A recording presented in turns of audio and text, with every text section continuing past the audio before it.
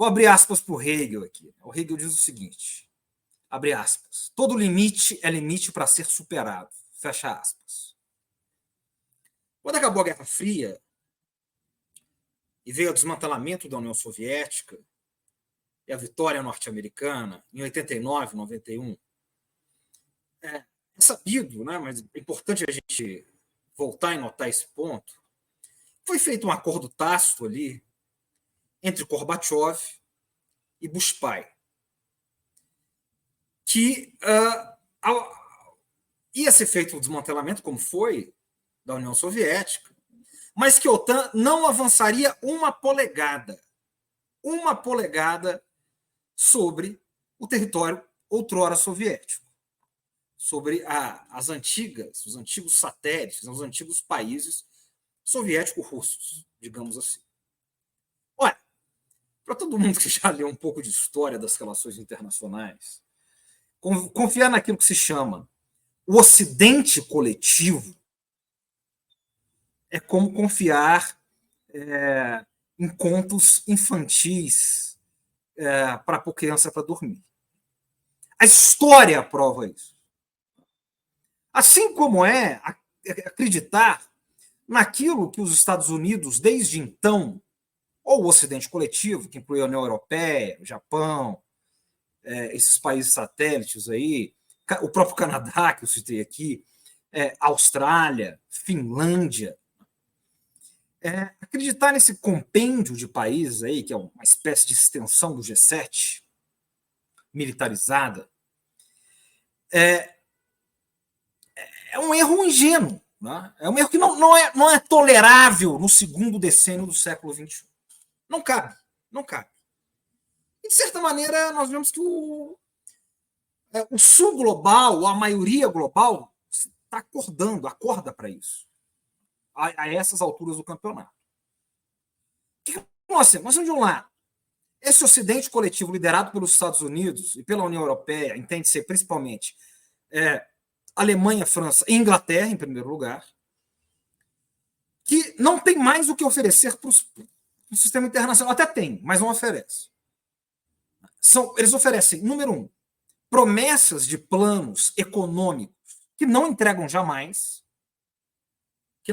como foi o consenso de Washington, né? Planos econômicos que retrocedem, que aprofundam desigualdades, que aprofundam a fome, a pobreza acerca do mundo, ou planos econômicos que eles oferecem para um certo desenvolvimento que o dinheiro não chega, não tem financiamento, são ilusões. E o que eles têm para oferecer de verdade é o quê? São guerras, as guerras infinitas. É o poder das armas que eles impõem contra aquilo que eles julgam os seus interesses contrários, que eles elegem os seus adversários, os seus inimigos, o que eles denominam como ameaças, como riscos, o famigerado eixo do mal. Eles não têm o que oferecer. Por isso aparecem outras alternativas, como, por exemplo, a alternativa multicivilizatória que oferece a Eurásia, encabeçada pela China, as novas rotas da seda, alternativas de integração física, integração de comerciais, criação de novas rotas comerciais e pacotes de desenvolvimento econômico, né? Claro, a partir do ponto de vista dos interesses chineses, em primeiro lugar. Então, nós vivemos, digamos, nessa dialética.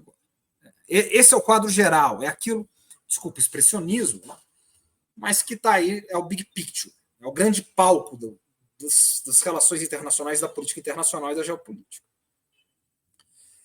E aí, nós temos hoje duas frentes de combate que refletem essas tensões. De um lado, as tensões no Grande e Médio Oriente, que é o massacre inominável do império, digamos assim, né, de Israel, com o apoio inequívoco dos Estados Unidos da América, sobre a população palestina, tanto em Gaza como na Cisjordânia. Primeiro movimento. Vamos, diz Benjamin Netanyahu e os seus asseclas, aquele bando de asseclas, aqueles facínoras globais. Vamos invadir o norte e a população se vire e se refugie no sul, os que forem escapando.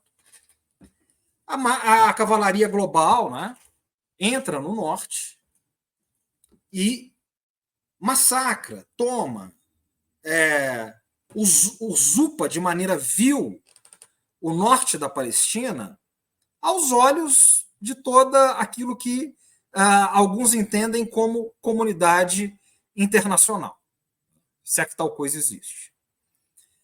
Bom, depois eles avançam sobre o sul e dizem, agora se virem quase 2 milhões de pessoas, de refugiados, em uma cidadezinha na fronteira com o Egito chamada Rafah. Então, os limites, né? Nós estamos falando de limites hegelianos aqui. E tomam o sul, avançam sobre o sul, varrem o sul. De maneira que a população agora fica subjugada ao sul. A questão é, qual é o limite agora? Qual é o limite desse expansionismo atroz do norte global? Eles vão abrir as fronteiras com o Egito e vão criar possibilidades de novos, de algum campo de refugiados no Egito. Há movimentos, né, de construção de campos de refugiados no Egito nesse sentido. O que vai ser feito dessa população que está sendo massacrada 24 horas por dia, ao vivo? Eles vão criar, vão arrebatar esses refugiados para a Lua, para tomar. Ou depois eles vão para o Líbano? Eles vão tomar o Líbano? Eles vão para onde? E o Hezbollah? Qual é o limite do expansionismo do norte global? Dessa guerra, desse massacre, não é guerra, desse massacre empreendido sobre Israel, sobre a anuência inquestionável dos Estados Unidos.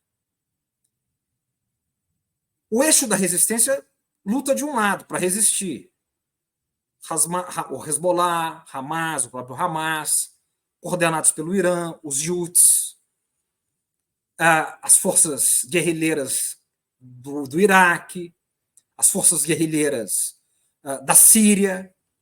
Há um eixo, o eixo de resistência que luta bravamente. É o suficiente? Bom, isso é uma questão. Biden se movimentou no sentido, que é um discurso retórico, né, que visa a reeleição dele, devido à popularidade dele, está despencando nos Estados Unidos, ano eleitoral.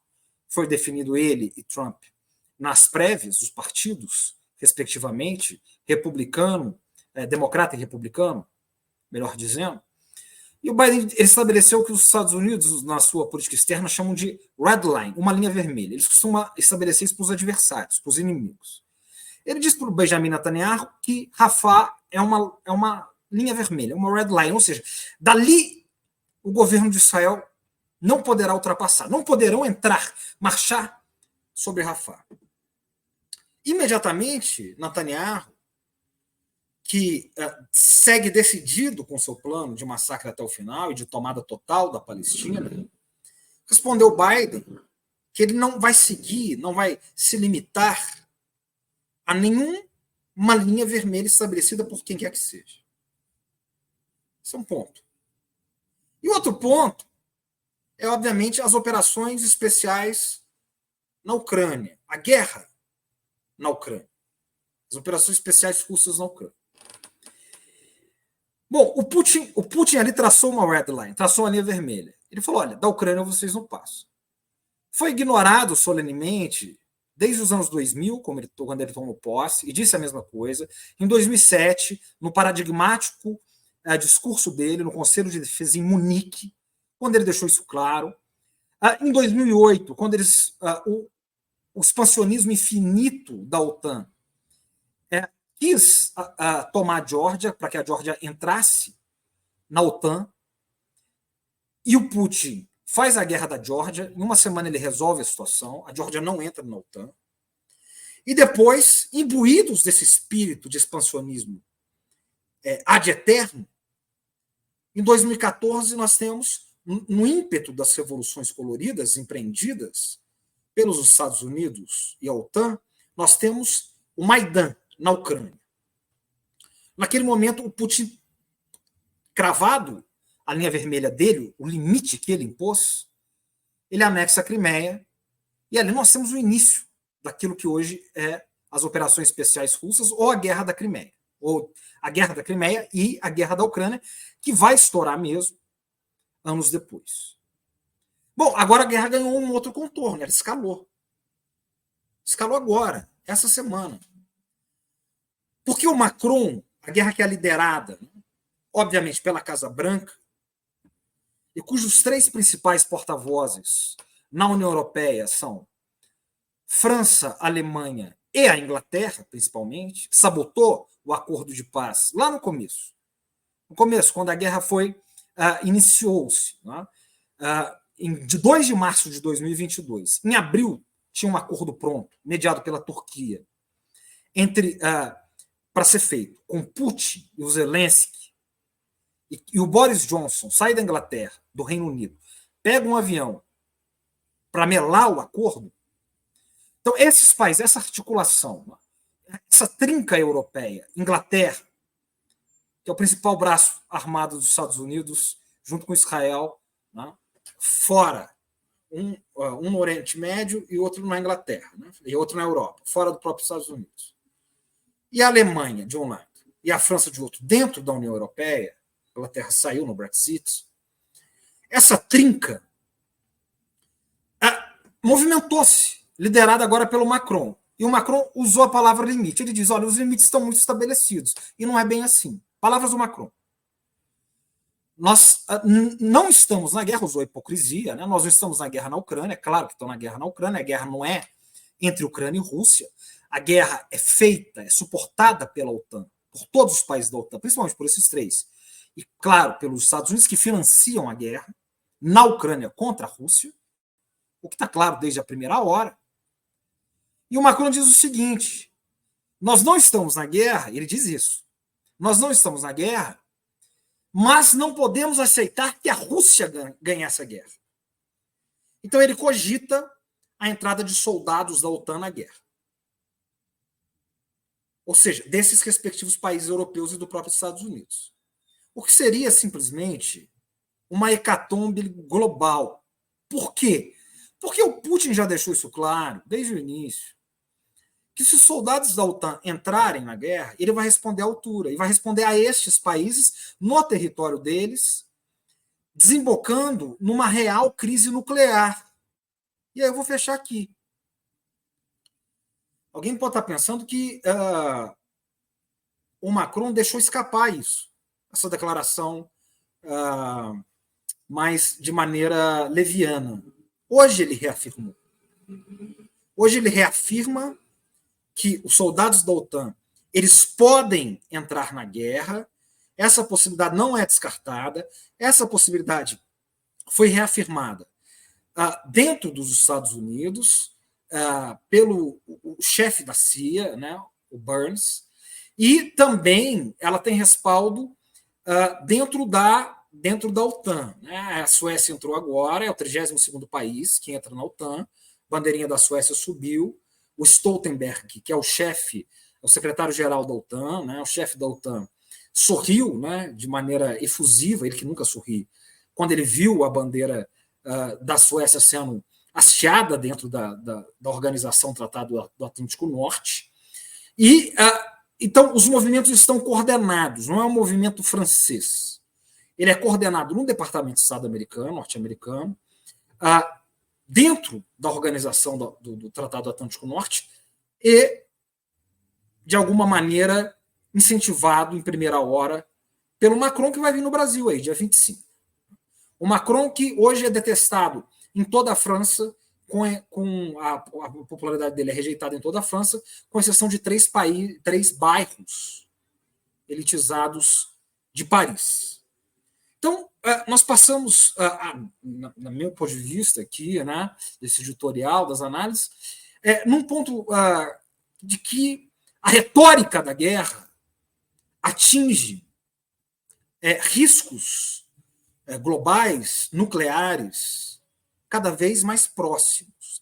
Não significa que está certo, mas significa que está mais perto do que em qualquer outro momento desde o início desse século.